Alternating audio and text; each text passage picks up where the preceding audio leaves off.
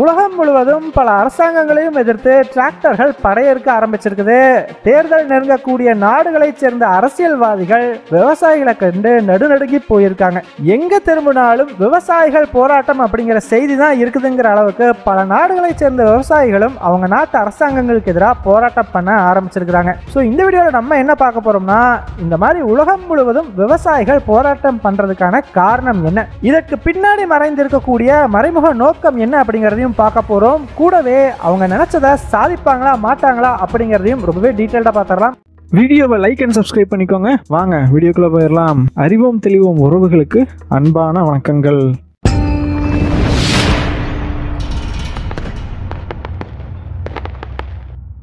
முதல் விஷயமா, France, Germany, Spain, India இந்த மாதிரி பல நாடுகள்லையும் இப்ப விவசாயிகள் போராட்டம் அப்படிங்கிறது பெரும் அளவுக்கு நடந்துகிட்டு இருக்குது. இந்த நாடுகள்ல மட்டும் இல்ல, உலகம் முழுவதும் பல நாடுகள்லையும் விவசாயிகள் போராட்டம்ங்கிறது கொஞ்சம் கொஞ்சமா பரவிக்கிட்டே வருது. இந்த எல்லா நாடுகள்லையுமே விவசாய டிராக்டர்கள் அந்த நாட்டு அரசாங்கத்துக்கு எதிராக அணிவகுத்து நிக்கிறத நம்மளால பார்க்க முடியுது. ஈவன் இந்தியால கூட ஏராளமான டிராக்டர்கள் டெல்லியை நோக்கி படையெடுத்து வந்ததை நம்ம பார்த்திருந்திருப்போம். யோசிச்சு பாருங்க, எந்த ஒரு விஷயமுமே காரணம் இல்லாம கண்டிப்பா நடக்காது இல்லையா? அந்த வகையில இந்த மாதிரி உலகம் முழுசா விவசாயிகள் போராட்டம் நடக்கிறதுக்கு என்னப்பா காரணம் அப்படின்னு கேட்டீங்கன்னா, காலம் காலமாவே உலக நாடுகளை சேர்ந்த அரசாங்கங்கள் ஏதோ ஒரு வகையில விவசாயிகளுடைய உழைப்பை பயன்படுத்தி தான் அவங்க நாட்டை உருக்குலையாம காப்பாத்திக்கிட்டே இருக்கிறாங்க. ஸோ எப்படி அப்படின்னு பாத்தீங்கன்னா, பசி, பட்டினி, பஞ்சம் இந்த மாதிரி எந்த ஒரு விஷயமும் ஒரு நாட்டுக்குள்ள வந்துடக்கூடாது அப்படிங்கிறதுக்காக விவசாய விளைபொருட்களுடைய விலையை பெரிய அளவுக்கு கட்டுக்குள்ள வச்சிருப்பாங்க. ஸோ அரசாங்கத்தை மீறி இந்த விளைபொருட்களுடைய விலை உயர்வதற்கான வாய்ப்புங்கிறது ரொம்பவே கம்மியாக தான் இருக்கும். அது மட்டும் இல்லை, இந்த மாதிரி விலை அதிகரிக்குது அப்படின்னு தெரிஞ்சா உடனடியாக வெளிநாடுகள்லேருந்து இந்தியாவுக்குள்ளே கொண்டு வந்து விலையை கட்டுப்படுத்துவாங்க. கூடவே இந்தியாவுக்குள்ளே இருந்து வெளிநாடுகளுக்கு ஏற்றுமதி செய்யக்கூடாதுன்னு சொல்லி தடைகளும் சில சமயங்களில் விதிக்கப்படும். சமீபத்தில் கூட பார்த்தீங்கன்னா நெல், கோதுமை மாதிரியான தானியங்கள் வெளிநாடுகளுக்கு ஏற்றுமதி செய்யக்கூடாது அப்படின்னு சொல்லி தடை விதிக்கப்பட்டிருந்தது. இந்த மாதிரி விஷயத்த நீங்கள் வேறு எந்த துறையிலையுமே பெருசாக பார்க்கவே முடியாது. காரணம், இது மக்களுடைய ரொம்பவே ஒரு அன்றாட தேவை இல்லையா? ஸோ உணவு இல்லை அப்படின்னா உயிர் வாழவே முடியாது அப்படிங்கிற ஒரு காரணத்தை முன் வச்சு விவசாயிகளுடைய உழைப்பு, அவங்களுக்கு கிடைக்க வாய்ப்பு இருக்கக்கூடிய அந்த லாபம் அப்படிங்கிறது பெரிய அளவுக்கு தடை செய்யப்பட்டுக்கிட்டு இருந்திருக்குது. உதாரணத்துக்கு தக்காளி எல்லாம் பார்த்தீங்கன்னா விலையேறும் போது பரபரப்பாக பேசக்கூடிய அரசாங்கங்கள் அது விலையிறங்கும் போது கண்டுக்க கூட மாட்டாங்க. அதெல்லாம் ரோட்டில் கொட்டிட்டு போகிற அவலங்களை நீங்கள் நிறையவே பார்த்துருப்பீங்க. ஸோ இந்த மாதிரி பார்த்தீங்கன்னா காலம் காலமாகவே விவசாயிகள் மத்தியில் இந்த கோபம் அப்படிங்கிறது அரசாங்கத்து மேலே இருந்துகிட்டு இருக்குது. ஆனால் இந்த கோபத்தை இன்னும் அதிகப்படுத்துகிற வகையில் சமீபத்தில் இந்த ஐரோப்பிய நாடுகளைச் சேர்ந்த அரசாங்கங்கள் விவசாயிகள் மேலே புதுசாக ஒரு பாரத்தை ஏற்றி வச்சிருக்கிறாங்க. இதுதான் இப்போ உலக அளவில் பெரிய போராட்டங்கள் நடக்கிறதுக்கு வழிவகுத்திருக்குது. ஸோ அப்படி என்னப்பா பண்ணிட்டாங்க அப்படின்னு கேட்டிங்கன்னா, கிளைமேட் சேஞ்ச் அப்படின்னு சொல்லக்கூடிய கால சூழ்நிலை மாற்றத்தை பற்றி கண்டிப்பாக எல்லாருமே கேள்விப்பட்டிருப்பீங்க. சமீப காலகட்டத்தில் மிக பெரும் பேசுபொருளாகவே அது மாறி இருக்குது. ஸோ இந்த கிளைமேட் சேஞ்சை கண்ட்ரோல் பண்ணணும் அப்படிங்கிறதுக்காக இந்த பொல்யூஷனை குறைக்க போகிறோம்னு சொல்லிட்டு ஐரோப்பிய நாடுகளும் மற்றும் பல வளர்ந்த நாடுகளும் இப்போ சில விஷயங்கள் பண்ண ஆரம்பிச்சிருக்கிறாங்க. அது கூட பார்த்தீங்கன்னா முதல்ல எடுத்ததையுமே விவசாயத்துறையை குறி வச்சு தான் பண்ணவே ஸ்டார்ட் பண்ணியிருக்கிறாங்க. உதாரணத்துக்கு பிரான்ஸை எடுத்துக்கிட்டிங்கன்னா, எப்படி நம்ம இந்தியாவில் விவசாயிகளுக்கு இலவச மின்சாரம் கொடுக்கப்படுது இல்லையா, அதே மாதிரி பிரான்ஸில் பார்த்தீங்கன்னா விவசாயிகளுக்கு டீசலில் டேக்ஸ் போடாமல் ரொம்ப கம்மியான விலைக்கு டீசலை கொடுப்பாங்க. இதன் மூலமாக பிரான்ஸில் பல விவசாயிகள் பயனடைஞ்சிக்கிட்டு இருந்தாங்க.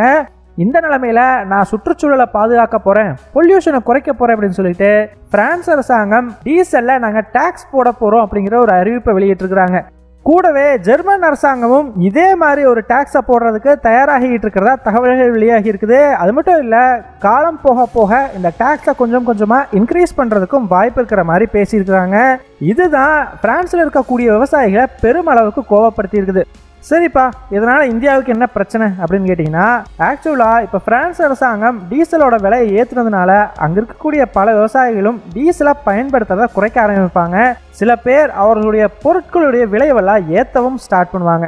ஸோ அதனால் பிரான்ஸ் அரசாங்கம் என்ன பண்ணும்னா, நேரு இந்தியா மாதிரி வளரும் நாடுகள், அதுவும் குறிப்பாக விவசாயத்தை சார்ந்திருக்கக்கூடிய நாடுகள்கிட்ட எப்பா இங்கே பாரு, விவசாயத்துலேருந்து இந்த மாதிரி பொல்யூஷன் வர்றதுனால நான் அந்த டீசலுக்கு டேக்ஸ் எல்லாம் போட ஆரம்பிச்சிட்டேன். அதே மாதிரி நீயும் சுற்றுச்சூழலை காப்பாற்றுறதுக்காக உங்கள் நாட்டில் கொடுத்துக்கிட்டு இருக்கிற இலவச மின்சாரத்தோட மானியத்தை ரத்து பண்ணு அப்படிங்கிற மாதிரி நிர்பந்திக்க ஆரம்பிப்பாங்க. இதுதாங்க பெரிய பிரச்சனையே. இந்த வளர்ந்த நாடுகளை பொறுத்த வரைக்கும் அவங்க ஒரு விஷயம் பண்ணால் அதை வந்து வளரும் நாடுகளையும் பண்ண ஃபோர்ஸ் பண்ணுவாங்க. வளரும் நாடுகளில் என்ன சூழ்நிலை, அங்கே இருக்கக்கூடியவங்க என்ன மாதிரி பிரச்சனையை ஃபேஸ் பண்ணுறாங்க அப்படிங்கிறத பற்றியெல்லாம் அவங்க யோசிக்கவே மாட்டாங்க. ஒருவேளை இந்த நிர்பந்தத்தை எல்லாம் மீறியும் இந்திய அரசாங்கம் அந்த மானியத்தை தொடர்ந்து கொடுத்துக்கிட்டே இருக்கிறாங்க அப்படின்னா அடுத்த கட்டமாக வேர்ல்டு ட்ரேட் ஆர்கனைசேஷன் அப்படின்னு சொல்லக்கூடிய உலக வர்த்தக மையத்துக்கிட்ட போயிட்டு இந்த வளர்ந்த நாடுகள் நிற்பாங்க. ஸோ அந்த அமைப்பை வச்சு இந்தியாவை வந்து மறுபடியும் ஃபோர்ஸ் பண்ண ஆரம்பிப்பாங்க, நீ வந்து மானியத்தை கொடுக்காத, நிறுத்து அப்படின்னு சொல்லி. ஸோ இந்த வேர்ல்டு ட்ரேட் ஆர்கனைசேஷன் அப்படிங்கிற அமைப்பு ஆல்ரெடி விவசாயத்துக்கு ரொம்பவே எதிரான அமைப்பு. எதனால் இப்படி சொல்கிறேன் அப்படின்னு பார்த்தீங்கன்னா, இந்த அமைப்போட ரூல்ஸ் எல்லாம் எடுத்து பாருங்களேன். எந்த நாட்டு அரசாங்கமும் விவசாயிகளுக்கு ஹெல்ப்பே பண்ணக்கூடாது அப்படின்னு இருக்கும். விவசாயிகளுக்கு எந்த மானியமும் கொடுக்கக்கூடாது. அது உரமானியமாக இருந்தாலும் சரி, மின்சார மானியமாக இருந்தாலும் சரி, எந்த மானியமும் கொடுக்கக்கூடாது. அதே மாதிரி இந்திய அரசாங்கம் மினிமம் சப்போர்ட் ப்ரைஸ் அப்படின்னு சொல்லி ஒன்று கொடுக்குறாங்க இல்லையா, அதுவுமே கொடுக்கக்கூடாது அப்படின்னு சொல்லக்கூடிய அமைப்பு தான் இந்த வேர்ல்டு ட்ரேட் ஆர்கனைசேஷன். அதே மாதிரி விவசாய விளைபொருட்களை வர்த்தகம் பண்ணுறதுக்கு எந்த ஒரு வரியும், இறக்குமதி வரியோ ஏற்றுமதி வரியோ எந்த நாடுகளும் விதிக்கக்கூடாது. இந்த மாதிரி வந்து விவசாயிகளுக்கு ஒட்டுமொத்தமாக எல்லா ரூல்ஸையும் எதிராக அமைத்திருக்கக்கூடிய ஒரு அமைப்பு அப்படின்னா அதுதான் இந்த வேர்ல்ட் ட்ரேட் ஆர்கனைசேஷன். ஈவன் டெல்லியில் இப்போ போராட்டம் பண்ணுற விவசாயிகள் கூட இந்த வேர்ல்ட் ட்ரேட் ஆர்கனைசேஷன் சொல்கிற எந்த ஒரு விஷயத்தையும் இந்திய அரசாங்கம் கேட்கக்கூடாது அப்படிங்கிறதையும் அவங்க கோரிக்கைகளில் ஒன்றா வச்சுருக்கிறாங்க. இந்த வளர்ந்த நாடுகள் எந்த அளவுக்கு இந்த விஷயத்தில் அட்டூழியம் பண்ணுறாங்கன்னு பார்த்தீங்கன்னா, நியூசிலாந்து, ஆஸ்திரேலியா மாதிரியான நாடுகள் எல்லாம் கால்நடைகள் ஜாஸ்தி. ஸோ அதனால் அந்த நாட்டினுடைய விவாத நிகழ்ச்சிகள் எல்லாம் இந்த கால்நடைகளோட அளவை நம்ம குறைக்கணும், அப்போ தான் பொல்யூஷனை குறைக்க முடியும் அப்படின்லாம் பேச ஆரம்பிச்சிருக்கிறாங்க. அது மட்டும் இல்லை, நியூசிலாந்து அரசாங்கம் பார்த்தீங்கன்னா ஃபார்ம் எமிஷன் டேக்ஸ் அப்படின்னு சொல்லக்கூடிய ஒரு புது வரியை விவசாயிகள் மேலே விதிச்சிருக்கிறாங்க. அது என்னப்பா ஃபார்ம் எமிஷன் டேக்ஸ் அப்படின்னு கேட்டிங்கன்னா, விவசாயம் பண்ணுறதுனால ஒரு குறிப்பிட்ட அளவுக்கு பொல்யூஷன் நடக்கிறது அப்படிங்கிறது உண்மைதான். ஸோ அந்த பொல்யூஷனுக்கு விவசாயிகள் வரி கட்டணுமா. ஸோ இதுதான் அந்த ஃபார்ம் எமிஷன் டேக்ஸ் அப்படிங்கிறது. ஸோ இதை 2025ஆம் ஆண்டே கொண்டு வர போகிறோம் அப்படின்னு சொல்லி நியூசிலாந்து அரசாங்கம் சொல்லிக்கிட்டு இருந்தாங்க. ஆனால் இப்போ வந்து பேக் அடிச்சிட்டாங்கன்னு வச்சுக்கோங்க.